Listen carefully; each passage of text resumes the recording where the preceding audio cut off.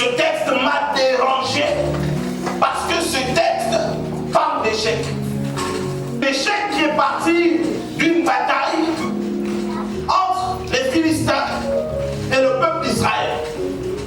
Pour situer le contexte, les Philistins sont des païens. Les Philistins sont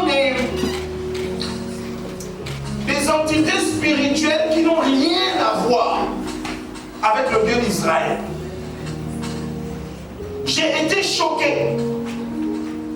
Comme le peuple d'Israël, parce que quand vous lisez la suite du texte, le peuple d'Israël s'est posé la question, mais Seigneur, que s'est-il passé? Comment ces Philistins ont pu nous battre? J'ai été choqué, troublé, traumatisé, intimidé de constater que tu peux avoir Dieu avec toi, manifester les grâces liées à l'alliance avec Dieu et être exposé à l'échec. Et puis nous devons arrêter de prêcher les messages des bébés qui consistent à dire que quand on est chrétien, on est acclamé, quand on est chrétien, on est célébré, quand on est chrétien, notre compte en banque est véritablement visité par l'action du Saint-Esprit et on devient milliardaire. Quand on est chrétien, véritablement, il y a la crise partout, mais nous ne connaissons pas la crise. J'ai envie de te poser la question, depuis que tu es devenu chrétien, est-ce que tu as expérimenté tout ça? Tu peux être chrétien et expérimenter l'échec. Tu peux être chrétien et expérimenter la peur. Tu peux être chrétien et expérimenter la déchéance. Je vais te le dire dans un autre sens.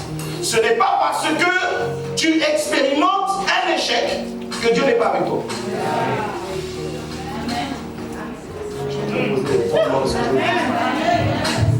Ce n'est pas parce que tu es dans une phase où tu ne vois pas la manifestation de la puissance de Dieu, où tu ne vois pas la manifestation de l'intervention divine, que Dieu n'est pas avec toi.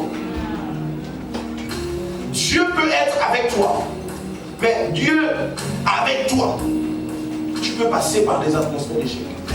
Donc le peuple d'Israël a été battu par des païens.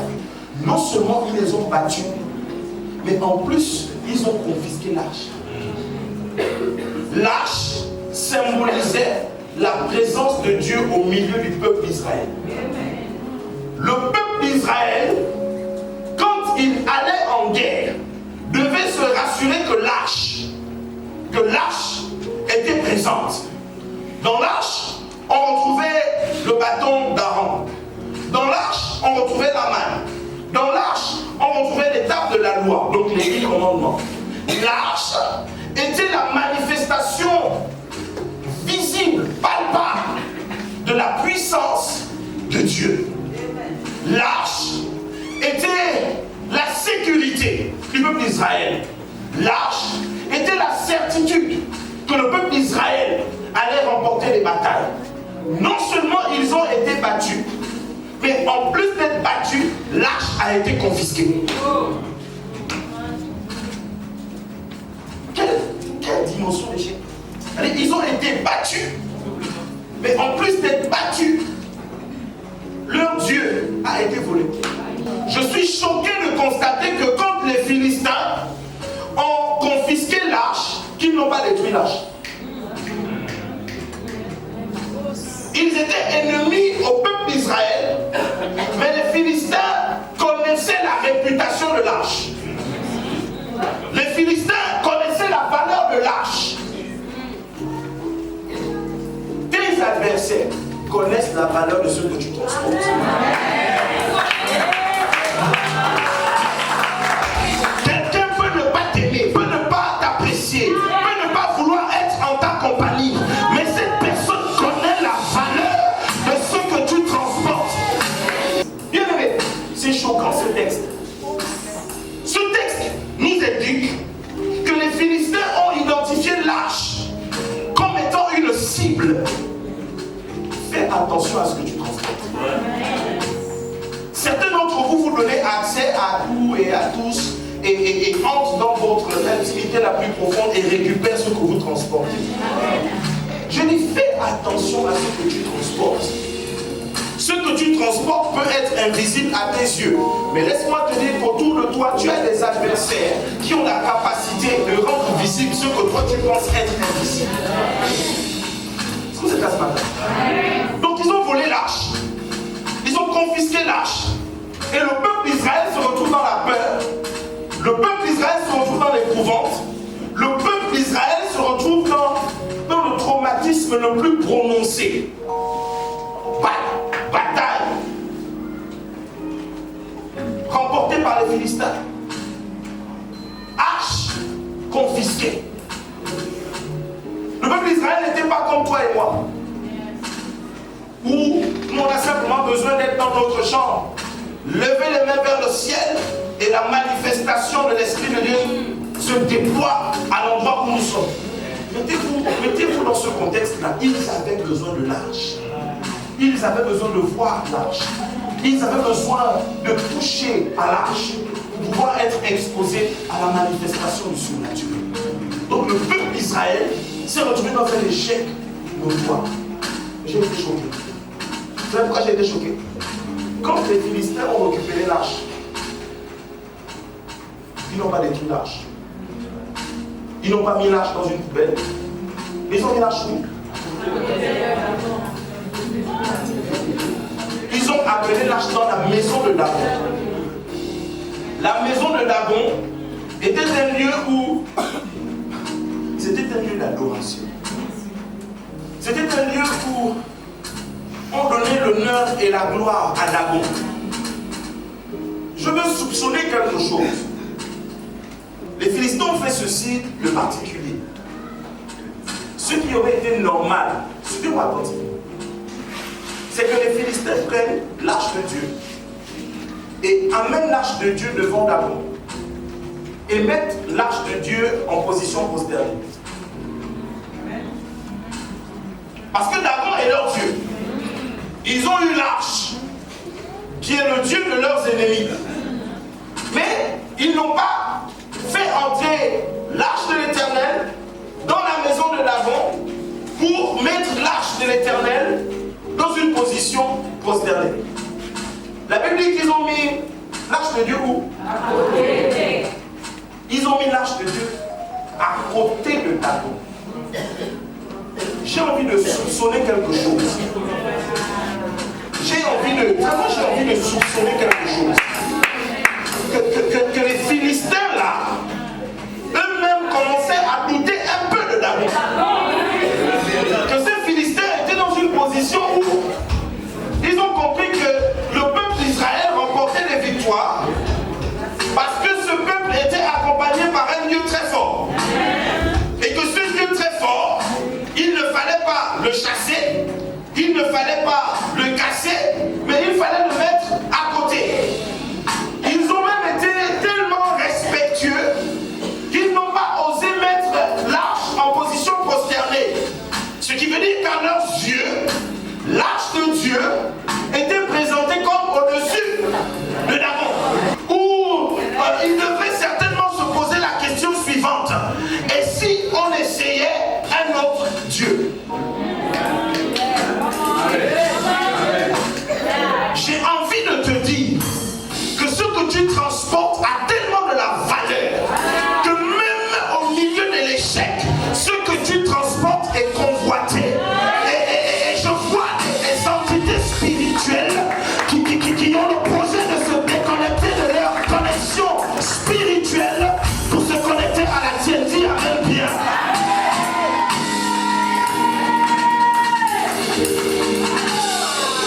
C'est la première chose qui m'a dérangé. Maintenant, vous savez la deuxième chose qui m'a dérangé. La Bible nous dit que Dagon s'est retrouvé prosterné face à l'arche et contre terre. Ce que les Philistins ont oublié, c'est que le Dieu d'Israël est un Dieu d'homme. Et le Dieu d'Israël ne partage pas l'adoration. On a souvent prêché que Dagon s'est retrouvé face contre terre. Mais la vérité de l'histoire, c'est que pour que Dagon se retrouve face contre terre, Dagon devait forcément d'abord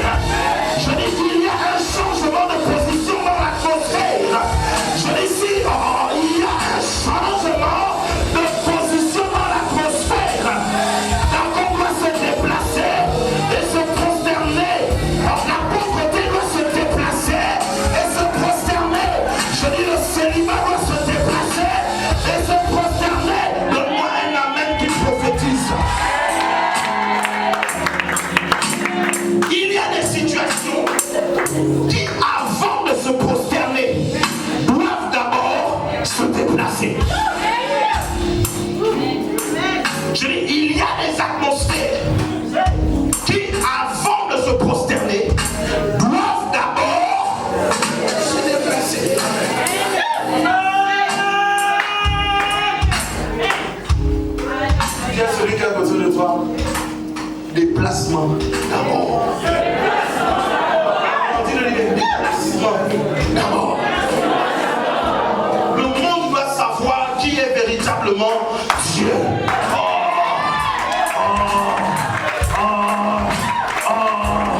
Je te parle d'un homme qui est allé à la croix.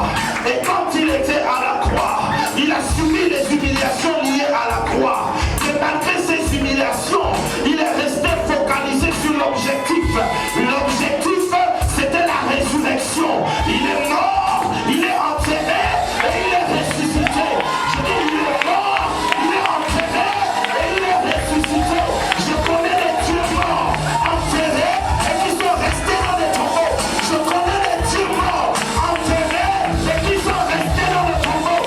Si tu me demandes où est la tombe de Mahomet, je peux te montrer où est la tombe de Mahomet. Si tu me demandes où est la tombe de Bouddha, je peux te montrer où est la tombe de Bouddha. Mais si tu me demandes où est la tombe de Jésus, il y a le tombeau, et le tombeau est vide. Il y a le tombeau, et le tombeau est vide. Aucune condamnation contre toi, parce que le tombeau est vide. Et moi,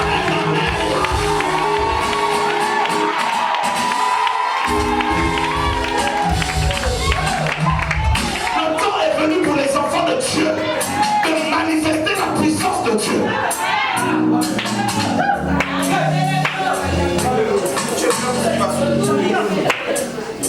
Tu es prêt? J'ai été gêné. Il ne répond pas.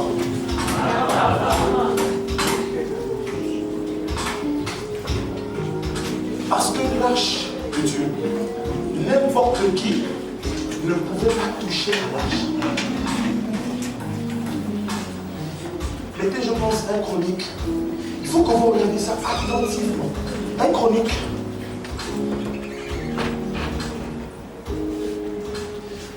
Chapitre 15, le verset 2. Ce texte-là, quelqu'un a voulu essayer de faire le contraire. Cette personne s'appelle comment? Uza. Uza, l'arche voulait tomber. Il est venu pour aider. Il ne voulait rien d'autre. Il n'avait même pas des intentions. Il voulait seulement aider. La présence de Dieu est tombée sur lui. Et Uza est mort. Moi, j'ai une question à vous poser. Uza, qui était quand même non du peuple d'Israël, a touché à l'arche et il est mort. Des païens comme des Philistins ont touché à l'arche et ils ne sont pas morts.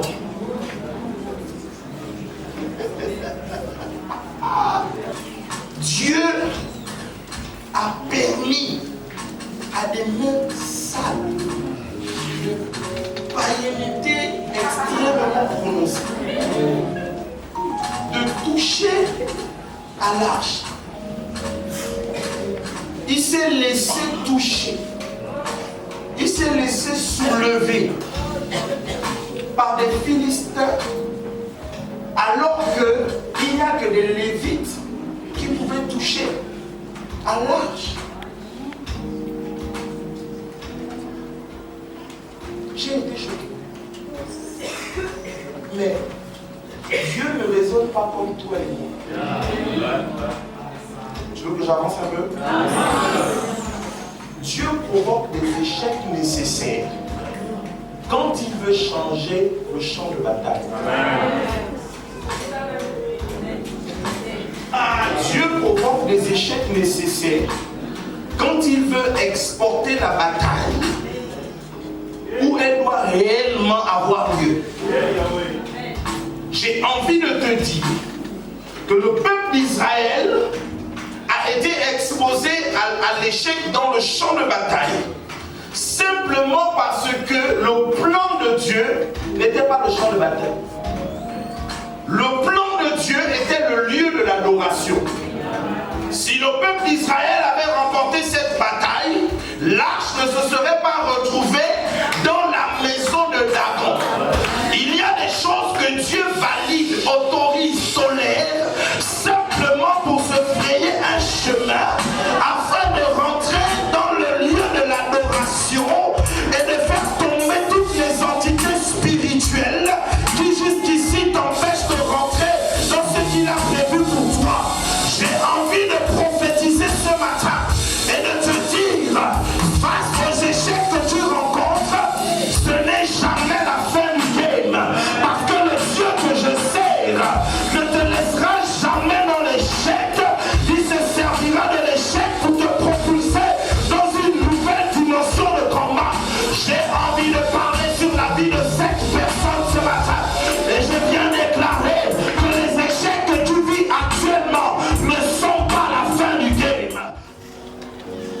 je viens de dire là est parti d'un échec.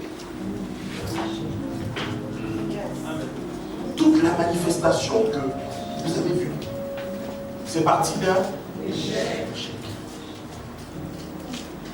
Plusieurs d'entre vous, l'une des choses qui vous plonge dans la peur la plus profonde, c'est la peur de l'inconnu. Pourquoi vous avez peur de l'inconnu? La vérité, c'est parce que vous avez peur d'échouer. Pourquoi vous avez peur de l'inconnu? Parce que la vérité, vous préférez rester dans votre zone de confort. Parce que la zone de confort, vous la maîtrisez. Tu sais que si tu pars d'ici pour Paris, tu vas arriver ici, tu vas prendre ton billet à telle agence, après telle agence, tu vas prendre le visa à tel endroit, après tel endroit, tu prends l'avion, après tu as... Vous avez déjà des circuits trop tracés.